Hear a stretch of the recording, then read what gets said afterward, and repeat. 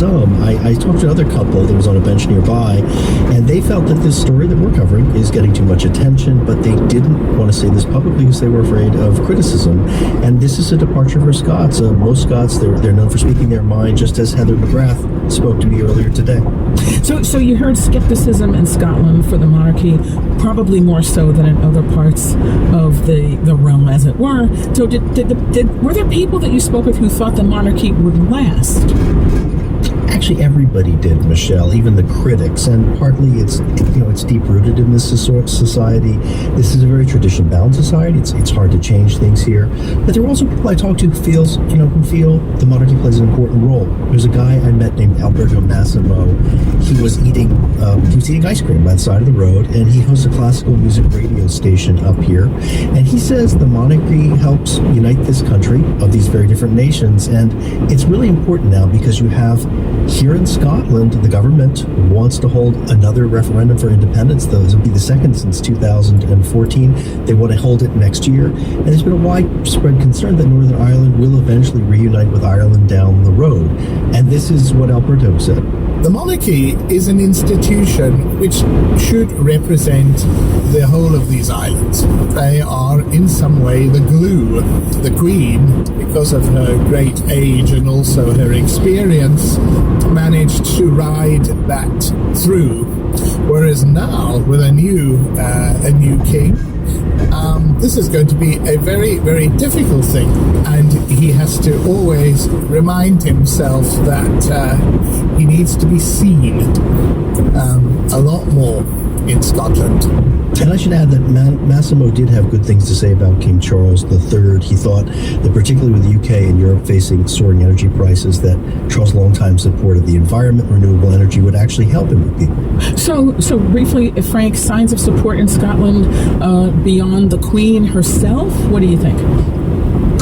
I think more for the monarchy, but definitely a lot for the Queen. And we'll be out tomorrow along the roads to see people coming out to see the Queen's remains, as you say, head south through these little towns in Scotland towards Edinburgh. NPR's Frank Langford in Edinburgh, Scotland. Frank, thank you. Good to talk, Michelle.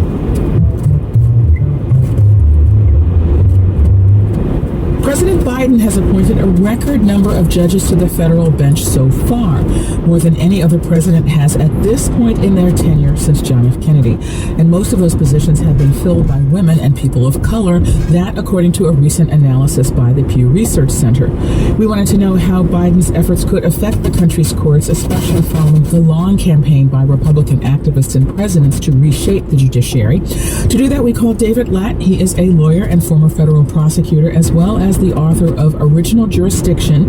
That's a newsletter about the law and legal affairs, and he's with us now. Mr. Latt, welcome. Thank you for joining us. Thank you so much for having me, Michelle. So just to put this into context, 75 of Biden's appointees have been confirmed. The administration announced another round of nominees over the Labor Day holiday. That's a fast pace. But the former President Trump appointed more than 200 federal judges, and he made good on his campaign promise to be guided in his selections by the Conservative Federalist Society, which has a well-known commitment to certain conservative judicial philosophies. Does the Biden administration have a similar advisory body helping to make these selections, or what is its strategy? So the Biden administration doesn't have an organization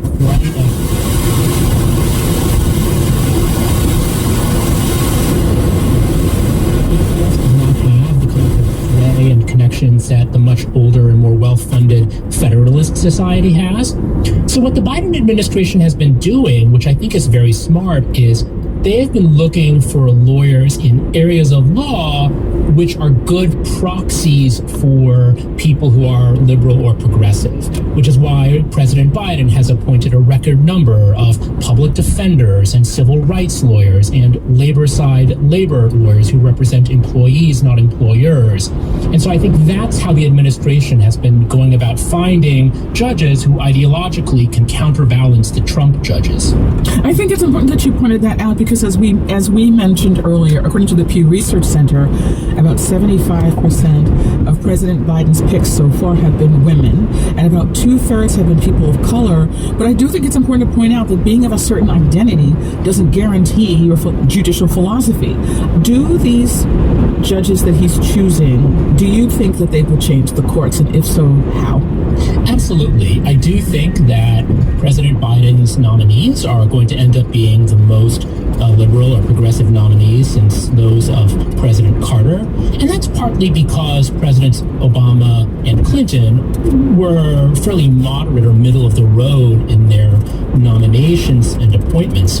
One difference between President Biden and his predecessors is that we got rid of the filibuster for judicial nominees. In the past, to get over the filibuster in the Senate, you needed 60 senators to vote for the nominee. And so now President Biden has much more free reign to nominate people as long as he retains those 50 votes in the Senate, with Kamala Harris, vice president, breaking ties. Okay, so let me ask two questions about that, and I'll take them sort of separately. First of all, as we said, federal judges are not bound by term limits. Even though President Biden has had a fast pace in approving judges, the reality of it is, as we said,